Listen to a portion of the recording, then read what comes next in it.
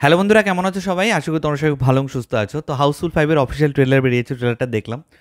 তো বিশাল লম্বা একটা ট্রেলার, প্রায় 4 মিনিটের কাছাকাছি, এবং এক লম্বা star caste: Akshay Kumar, Abhishek Bachchan, Ritesh Deshmukh, Jacqueline, নানা পাটেকর, জ্যাকি শ্রফ, মানে কাকে ছেড়ে কার কথা বলবো, চাঙ্কি পান্ডে, জনি লিভার, নার্গিস ফাকরি, শেষ নেই আর কি, কোনো শেষ নেই।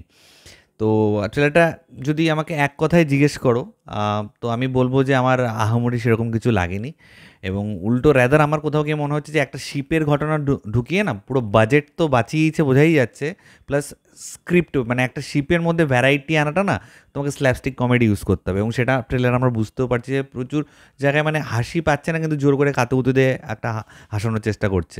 তো আমরা দেখতে পাচ্ছি পাপা রঞ্জিত ওয়ান সেকেন্ড তার বিলিয়ন সম্পত্তি আছে, সে দিতে চায়, এবং জলি 1, জলি 2, জলি 3 করে আমাকে অভিষেক বচ্চন, রিতেশ দেশমুখ এবং অক্ষয় কুমার প্রত্যেককে দেখানো হয় তাদের গার্লফ্রেন্ড বা ওয়াইফ তাদেরকে নিয়ে, যে তারা প্রত্যেকে এসে ক্লেম করে যে আমরা জলি, আমরা হচ্ছে সম্পত্তির ভাগিদার।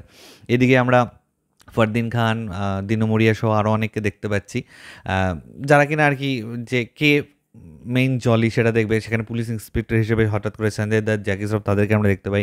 নানা পাটেকর হয়তো আরও বড় কেউ আর কি, সে আসে। তো বোঝাই যাচ্ছে যে প্রচুর ক্যারেক্টার ইনক্লুড করা হয়েছে, যাতে কোথাও বোর্ডডাম না ফিল হয়, নতুন নতুন ক্যারেক্টার এখানে করা হয়েছে। কিন্তু ব্যাপারটা হচ্ছে যে এই হাউসফুল যে ফ্র্যাঞ্চাইজিটা, এটা না মানে আমার মনে হয় আর না করাই ভালো। আমার কোথাও গিয়ে মনে হয় যে এর মধ্যে আর কিছু রাখা নেই। এখন এই ধরনের কমেডি চলে না। এর থেকে প্রচুর ভালো ভালো কমেডি সিনেমা আছে, যেগুলো আমরা হয়তো দেখিও নি, জানিও না, কিন্তু সেগুলো আন্ডাররেটেড হয়ে আছে। কিন্তু যখন সেগুলো দেখি সত্যি খুব ভালো লাগে, বাহ এত সুন্দর একটা কমেডি মুভি।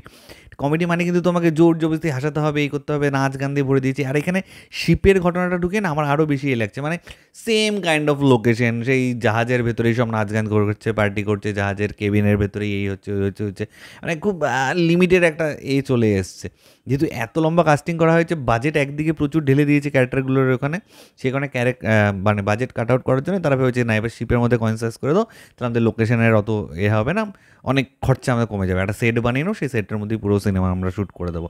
লাস্টে একটা সিকোয়েন্স আমরা দেখতে পাচ্ছি যে গাড়ি অ্যাকশন করছে, সেটাও হয়তো সেই শিপের আশেপাশে মানে পোর্টের, জাহাজের চত্বরটা, সেই চত্বরের আশেপাশে হয়তো তারা শ্যুট করে ছেড়ে দিয়েছে আর কি। তো আমার অতটা হাউমারি লাগেনি, এবং আমি ততটা এক্সপেকটেশন নিয়েও ট্রেলার দেখিনি, এবং আমি জানি না এই সিনেমাটা আমি বড় পর্দায় দেখতে যাবো কিনা, কারণ প্রচুর ভালো ভালো সিনেমা আছে যেগুলো হয়তো অনেক লো বাজেটের সিনেমা, কিন্তু অনেক বেটার কনসেপ্ট আমাদের ডেলিভারি করে। সেই সিনেমাগুলোকে বড় পর্দায় দেখলে সেই প্রডিউসারগুলো হয়তো টাকা বেশি রিটার্ন পাওয়া উচিত বলে আমার মনে হয়, রাদার দেন এই ধরনের মানে কি বলবো আর কি, পাতে দেওয়া যায় না এই ধরনের কাজগুলো। এগুলো এবার অনেকে বলবে আমরা এন্টারটেনমেন্টের জন্য বানিয়েছি, বা আমরা এগুলোতে এন্টারটেনমেন্টের জন্য আমরা দেখতে চাই। আরে ভাই, এন্টারটেনমেন্ট ভ্যালু কি কোনো সিনেমা, মানে অনেক সিনেমা আছে যারা এন্টারটেনমেন্ট ভ্যালু প্রমিস করে, কিন্তু তাই বলে কি তারা যা খুশি তাই দেখায়? সে তো কখনো হয় না। না তো এই হাউসফুল 1, 2, 3, 4, 5 তো কোনো ভ্যারাইটি নেই, মানে আর এই ক্যারেক্টারগুলো ভালো লাগে না। এর থেকে আমি বলবো হেরা ফেরা 3 যদি আসতো না, ওটা বেটার ফ্র্যাঞ্চাইজি হিসেবে হতো, কারণ সেখানে ওই 3টে ক্যারেক্টার, অত বেশি ক্যারেক্টার নয়, ওই 3টে ক্যারেক্টার যা করে তাতেই মহল তৈরি হয়ে যায়। প্রচুর ক্যারেক্টার নিলে যে মহল তৈরি হবে তা না, মানে অনেকে তো বলে যে প্রচুর লোক নিলে উল্টো স্ক্রিপ্ট খারাপ হয়ে যায়।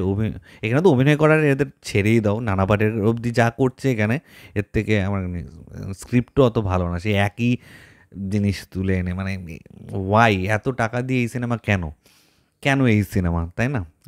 ঠিক আছে, ছেড়ে দাও, অনেকে আবার খারাপ পাবে এসব বললে। তো ঠিক আছে, এটাই তোমাদের শেয়ার করার ছিল। তোমাদের কার কি মতামত প্লিজ নিজে কমেন্ট করে জানাও।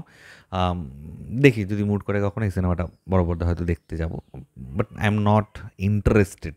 আমি জানি না তোমাদের কার কি ফিল হচ্ছে, প্লিজ নিচে কমেন্ট করে অবশ্যই জানিও। আমার ভিডিওটা ভালো লাগলে লাইক কমেন্ট শেয়ার করতে একদম বলবো। চ্যানেলটা যারা প্রথমবার দেখছো, নিচে যে রেড সাবস্ক্রাইব বাটনটা আছে সেখানে ক্লিক করো, পাশে একটা বেল আইকন আছে সেখানে ক্লিক করে অল অপশনে ক্লিক করো। চলো টাটা, টেক কেয়ার।